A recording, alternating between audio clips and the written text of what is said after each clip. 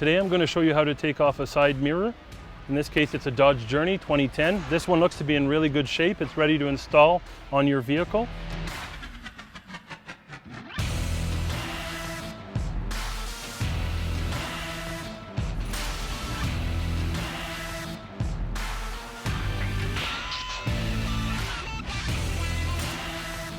So in this case we have to start by removing this plastic trim to get at the bolts.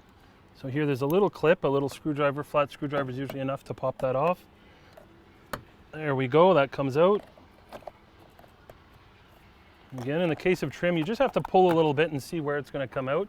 You don't want to break anything, you never know who's going to need the next part. So there, I've been able to move that enough to get at my bolts. There are two right here.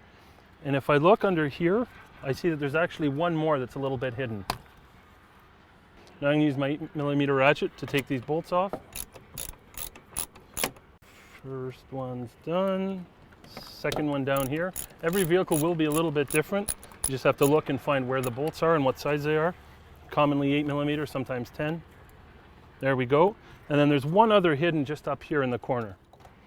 Now I just have to undo the connector for the power mirror. Just follow it along to here, push in at the bottom, pops right out.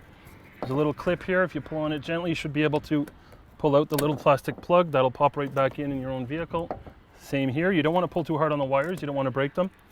Now I'm ready to pull the mirror out. You just want to make sure you pass the wires through. You don't want to damage them at all. And there we go. You've got our mirror ready to install in your own vehicle.